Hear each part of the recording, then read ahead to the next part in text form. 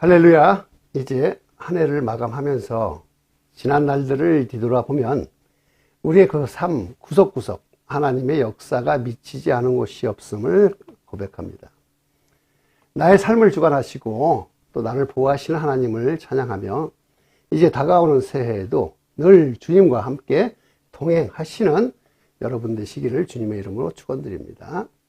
자, 오늘의 하나님의 역사는 바로 모리아 산에서의 제사 가운데 있던 그러한 사건을 말합니다.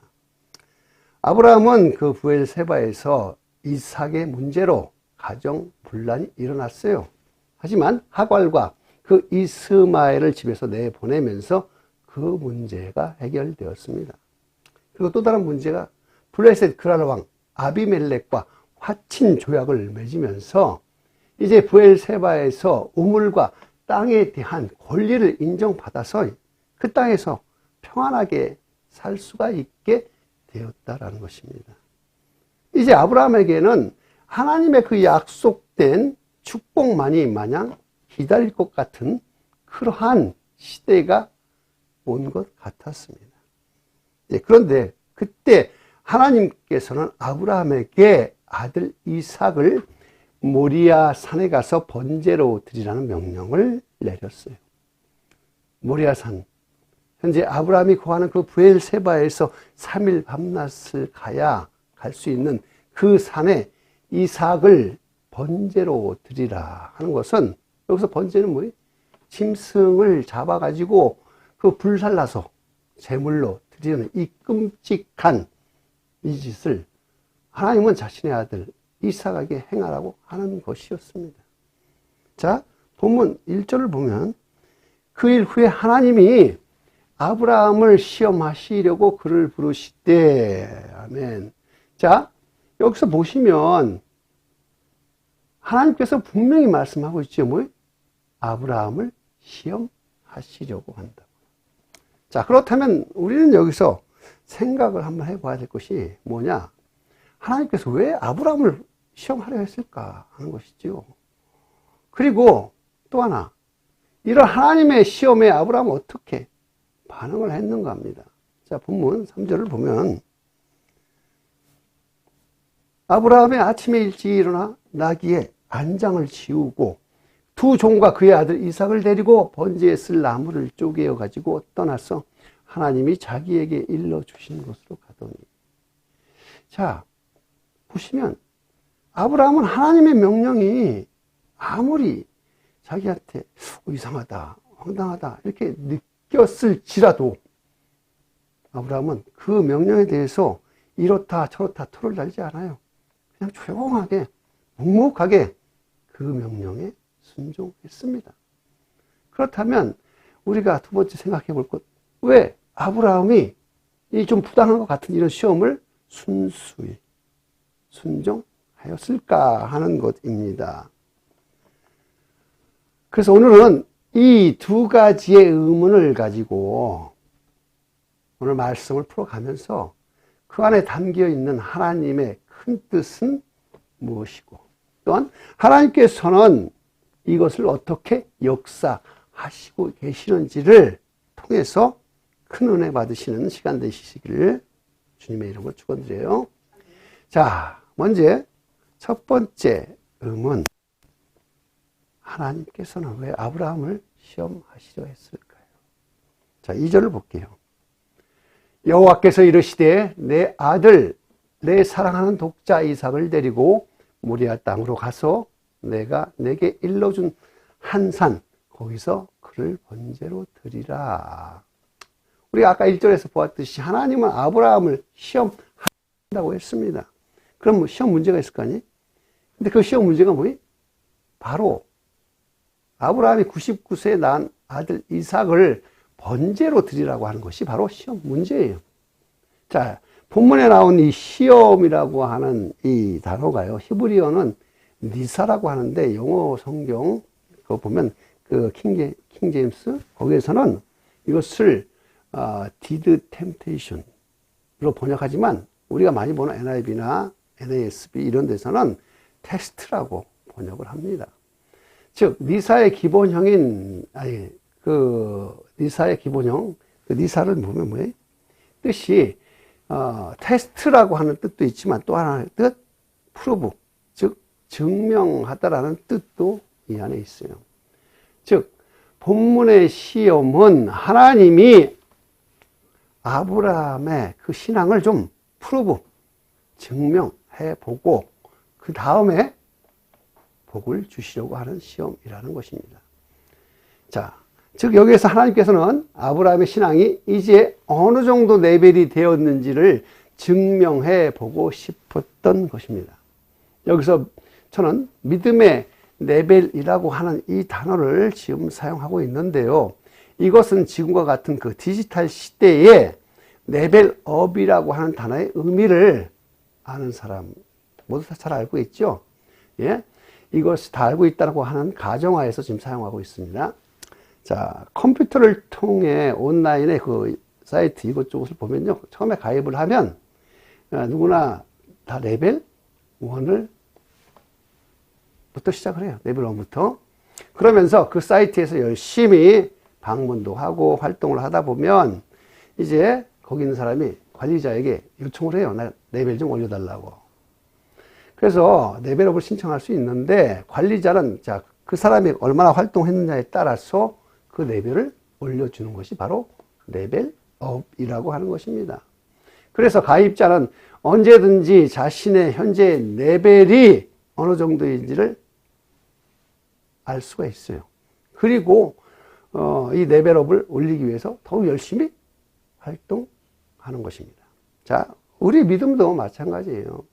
처음 시작은 어디나 누구나 마찬가지 레벨 1부터 시작을 합니다. 이거는 뭐 목사나 장로나 권사나 평신도 누구나 다 처음 시작은 레벨 1이에요. 그러면 열심히 이제 믿음 생활 하죠. 새벽에도 가고 수요 예배도 가고 금요 예배도 가고 헌금하고 봉사하면서 열심히 믿음을 쌓아 나가는 것입니다. 그리고 또 믿음의 그 레벨을 업을 시키기 위해서 뭐예요? 테스트를 통해서 우리의 믿음이 하나씩 뭐예요? 올라가는 것. 이것을 바로 믿음의 업이라고 할 수가 있어요. 자, 지금 하나님의 테스트는 아브라함의 믿음을 확인하기 위한 믿음의 테스트이고, 아브라함은 이 테스트를 통해서 현재 아브라함 믿음의 레벨이 어느 정도인지를 증명하려는 것이라는 것이죠. 그렇기 때문에 이 증명은 하나님 알려고 하는 게 아니라 하나님 알고 있으니까 알려고 하는 게 아니라 아브라함이 네 믿음이 어느 정도인지 스스로 믿음의 레벨을 알게 하려고 하나님께서 지금 테스트 하신다는 것입니다. 자, 사람은 평상시에는 그 자신의 믿음의 정도, 믿음의 레벨이 어느 정도인지를 잘 알지 못해요. 대부분 좋은 줄 알고 있지요. 열심히 하는 사람들은. 그런데 위험의 순간, 위기의 순간이 다가오면 그때서야 자신의 믿음의 레벨이 어느 정도인지를 깨닫게 된다는 거예요. 즉 평상시에는 위험이 없을 때는요, 다 믿음이 좋아 보여요. 열심히 하고 봉사하고 헌금하니까. 하지만 위기의 순간, 위험의 순간이 바로 그 사람의 믿음의 레벨 테스트이며, 이 테스트를 통과하는 사람이 바로 믿음의 한 단계 업이 된다라는 것입니다. 믿으시면 아멘. 자, 평상시에 자신의 믿음의 레벨이 나는 믿음 이 정도면 괜찮을 거야. 또 사람들이 믿음이 좋다 하니까 믿음이 좋은 줄 알았는데 막상 위기의 순간 믿음의 테스트를 당해보면 자신의 믿음이 생각보다 훨씬 밑에 있다는 것을 그때서야 깨달았다고 고백하는 성도님들이요, 주위에 너무도 많았습니다. 저 자신도 마찬가지. 우리도 열심히 했을 때 믿음이 좋은 줄 알았는데 위기의 순간이 딱 다가오니까 내 믿음이 얼마나 부족했는지 그때서야 깨닫게 되었다는 것이지요. 자, 아브라함도 자신의 믿음의 레벨이 어느 정도인지를 알지 못했어요. 그래서 하나님께서는 아브라함으로 하여금 현재 너희의 믿음의 레벨이 어느 정도인지 증명을 해보고 싶은 거죠. 아브라함에게. 그래서 믿음의 레벨 테스트를 지금 하시는 것이라는 것입니다. 왜냐하면 믿음의 레벨의 정도에 따라서 하나님의 믿음의 테스트의 숙제가, 믿음의 테스트의 문제가 달라지는 거예요. 그렇기 때문에 그래요. 자, 이것은 고린도전서 10장 12절에 잘 보여주는데, 한번 보면 10장 13절을 보면 사람이 감당할 시험밖에는 너희가 당한 것이 없나니 오직 하나님은 미쁘사 너희가 감당하지 못할 시험당함을 허락하지 아니하시고 시험당할 즈음에 또한 피할 길을 내사 너희로 능히 감당하게 하시느니라. 아멘. 자, 여기서 보면 우리가 알 수 있는 게 뭐예요? 믿음의 그 크기에 따라서 본인의 뭐가 달라요? 믿음의 레벨이 다르다는 걸 알 수가 있어요. 그래서 하나님의 믿음의 테스트가, 그러니까 그 위기의 순간이 문제가 크면 클수록 내 믿음의 레벨을 하나님께서는 인정해주고 있다는 것입니다.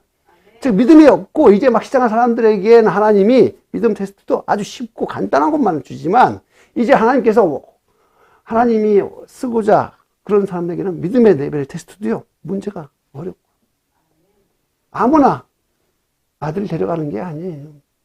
아무나 암이 걸리는 것이 아니고 아무나 질병으로 쓰러지는 게 아니라는 거예요.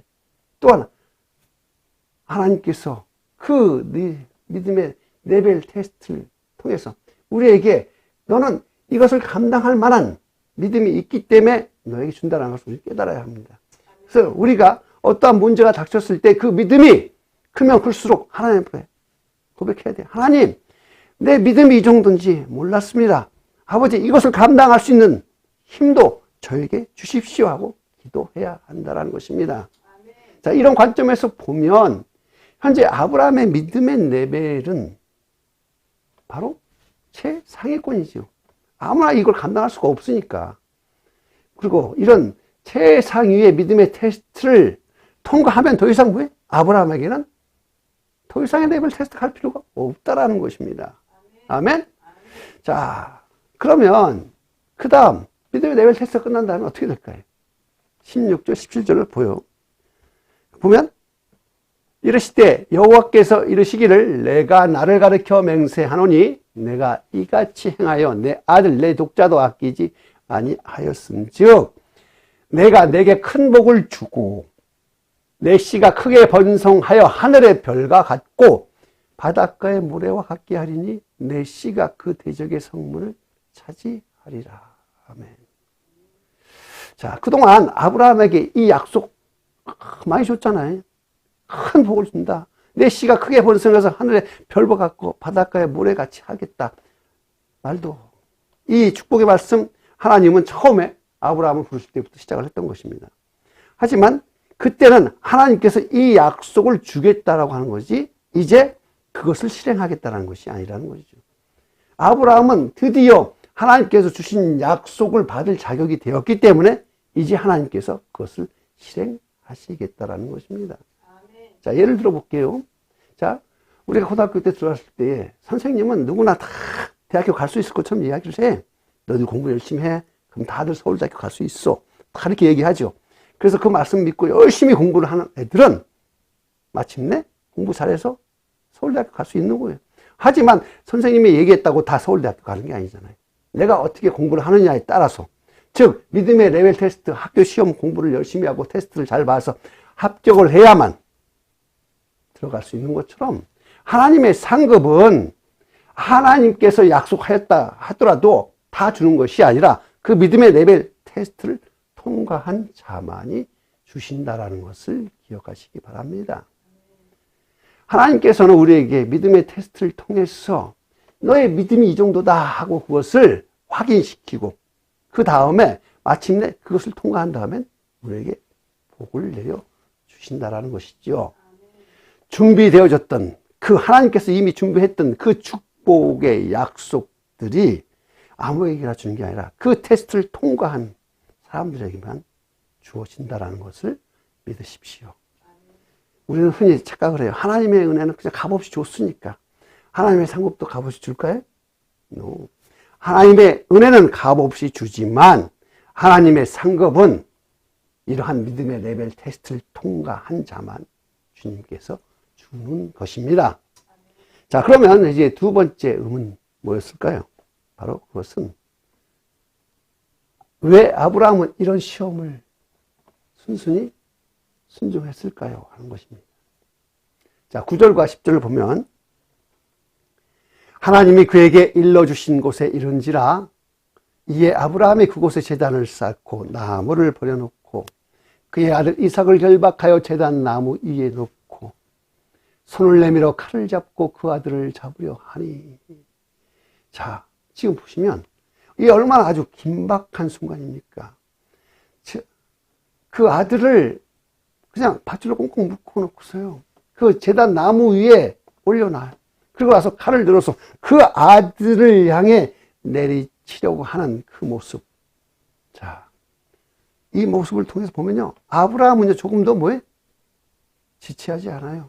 머뭇거리지 않습니다. 왜? 지금 사랑하는 아들이잖아요. 99세거든. 사랑하는 자신의 아들을 향해 칼을 내리칠 때 마음에 조금도 동요도 없이 냉정한 이 모습.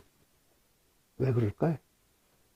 이 대목을 히브리서 기자는 히브리서 11장 17절에서 19절에 다음과 같이 적었습니다. 아브라함은 시험을 받을 때에 믿음으로 이삭을 드렸으니 그는 약속들을 받은 자로 돼 그 외아들을 드렸느니라. 그에게 이미 말씀하시기를 내 자손이라 칭할 자는 이삭으로 말미암느니라 하셨으니 그가 하나님이 능히 이삭을 죽은 자 가운데서 다시 살리실 줄로 생각한지라. 비유컨대 그를 죽은 자 가운데서 도로 받은 것입니다. 자, 여기서 보면 뭐예요? 아브라함은 내가 하나님 명령에 따라서 내 아들 이삭을 죽인다 할지라도 하나님은 우리 아들을 살리실 것이라고 하는 믿음이 있었기 때문에 그렇죠. 대단한 믿음 아닙니까? 아브라함에게 하나님이 후손에 대한 언약을 주셨고 또한 그 후손 이삭을 통해서 그 언약이 이루실 것이라고 말씀을 수차하셨는데 지금 내가 이삭을 죽여도 하나님은 약속 때문에 이삭을 반드시 살리실 것이라고 믿었기 때문이라는 것입니다. 이것은 뭐예요? 그 하나님의 말씀, 언약을 진짜로 신뢰하고 능히 죽은 자 가운데서도 살릴 수 있는 하나님의 능력을 믿었기 때문에 그런 것이에요. 만약 믿지 않았다면 이렇게 행할 수가 없는 것입니다. 이것은 절대적인 믿음이라고 하는 것입니다. 이것이 현재 아브라함의 믿음의 레벨 수준이라고 지금 우리는 알 수가 있죠. 증명되었으니까. 성경에서 가장 위대한 사건, 그것은 바로 골고다 언덕 위에 십자가, 예수님께서 그곳에서 자기의 몸을 버리시고 우리의 모든 죄를 다 지시며 우리를 속량하신 그 사건, 가장 위대한 사건이에요. 바로 그 사건으로 인해서 우리는 예수 그리스도를 통해서 구원을 얻게 되는 것입니다. 그런데 그 십자가의 모형이 지금 이 모리아 산에서 일어나고 있는 거예요. 여기에서 중요한 것은 아브라함의 그 순종이 아니에요. 믿음의 조상 아브라함은 이제 교회를 대표해서 교회를 품에 안고서 하나님께 이삭을 드리는 중보자의 모습으로 나와요. 자신의 아들의 심장에 칼을 꽂아 죽여야 할 자들을 살려내는 십자가. 이것은 하나님의 마음이죠. 하나님께서 자기의 아들을 십자가에 달려 죽여야만 마땅히 죽어야 될 자들이 살아난다라고 하는 그 십자가의 그 사건이 그 안에 담겨져 있다라는 것입니다. 아브라함이 칼을 들어서 이삭을 향해 내리치려 할 때 이미 아브라함 마음속에 이삭은 죽어 있었어요. 그런데 실제로 죽은 것은 누굽니까? 이삭이 아니에요. 하나님께서 예비하셨던 어린 양입니다. 하나님의 어린 양, 바로 예수 그리스도. 그 어린 양이 대신 이삭 대신 죽었으므로 이삭은 살아났던 것이지. 여기에서 우리는 아주 중요한 하나를 캐치해야 되는데 그것은 뭐냐? 우리의 관점과 하나님의 관점의 차이를 우리는 알아야 하는 것입니다. 우리의 관점, 즉 아브라함의 관점이 우리의 관점이 인간의 관점. 아브라함의 관점에서 바로 눈앞에 보여지는 그 모리아 산에서 자기 아들을 죽이려고 하는 그러한 모든 것, 그 현실이 바로 인간적인 관점일 뿐이에요. 아브라함에게 있어서 하나님의 명령은 이삭을 번제로 바치라고 하는 그 명령은 바로 고난이고 고통이었던 것입니다. 그러나 아브라함이 그 고난과 고통을 자기 힘으로 외면할 수가 없어요. 왜? 그것이 지금까지 아브라함이 살아왔던 일생의 대표적인 단면이기 때문에 그렇습니다.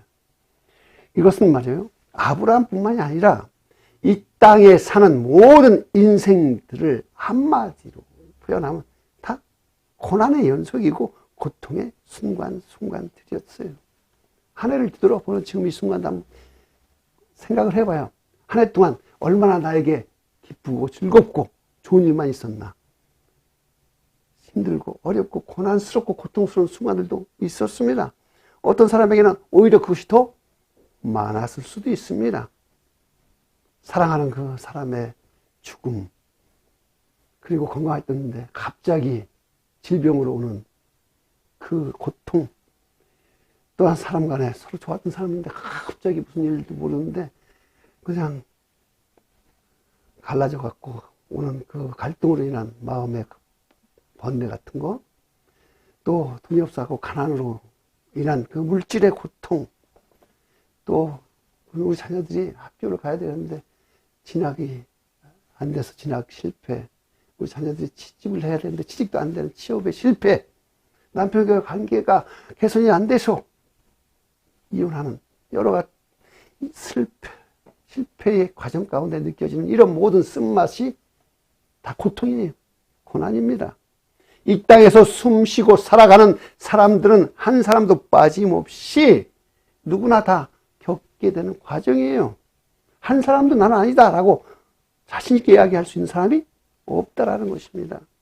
그런데 이런 고난과 고통을 하나님의 관점으로 봤을 때 인간의 관점과 무엇이 차이가 날까? 무엇이 달라질까요? 하나님의 관점으로 보는 우리의 고난과 고통 안에는 하나님의 깊은 뜻이 담겨져 있습니다. 그것은 첫째로 고난과 고통을 통해서 하나님께로 돌아오게 하려는 것입니다. 자, 이것은 탕자의 비유를 통해서 알 수가 있는데, 탕자가 아버지의 그 유산을 가지고 집을 떠났던 그 일. 자, 거기서 만약에 탕자가요, 가지고 간 재산이 타국에서 그저 잘 돼가지고 아무런 고난도 없고 고통도 없이 잘 되었다면, 매사가 잘 형통되었다면 그는 결코 다시 아버지 집으로 돌아가지 않았을 것입니다. 하지만 탕자는 타국에서 흥청흥청 쓰다가 흉년을 맞아서 모든 것을 다 잃고 거덜난 후에야, 고난과 고통을 그때서야 겪은 후에야, 아, 이제는 아버지 집으로 돌아가야 되겠다 하는 생각을 하게 된 것이라는 것이죠. 즉, 탕자에게 있어서 고난과 고통은 그로 하여금 다시 집으로 돌아가야겠다라고 하는 생각을 주는 계기라는 것입니다. 즉, 탕자에게 고난과 고통은 뭐예요? 오히려 축복이었다라는 것입니다. 고난과 고통은 이제 하나님께로 돌아가자 하는 생각을 주는 것입니다. 그래서 우리가 이 땅에 살아갈 때에 반드시 하나님께서 고난과 고통을 통해서 주는 것은 뭐예요? 하나님께 돌아오라고 하는 사인이라는 것을 기억하시기 바랍니다. 내가 지금 나는 아무런 고난도 없었어요, 고통도 없었어요, 자랑하지 마십시오. 그것은 하나님께서 지금 지켜보고 있다는 것입니다. 세상 속에서 세상과 더불어 살아가는 사람들이 아무런 고통도 없고 고난도 없다, 하나님은 지켜보십니다. 언젠가는 어느 때에 하나님께서 흉년을 통해서 그 사람의 마음속에 하나님 앞으로 돌아가고자 하는 마음을 주실 것이기 때문입니다. 아멘. 자, 그리고 두 번째, 고난과 고통은 믿음을 강건케 하시기 위한 것이라는 것이. 자, 다윗을 생각해 보십시오. 다윗은요, 어렸을 때 양을 치는 목동이었어요. 그런데 어느 날 그의 집에 사무엘이 찾아왔습니다. 그래서 사무엘이 그 형들을 다 봤는데 마지막 다윗에게 하나님의 기름을 부었어요. 그때 다윗은 하나님으로부터 왕으로서 인정을 받은 것입니다. 하지만 다윗은 당장의 왕이 된 게 아니죠.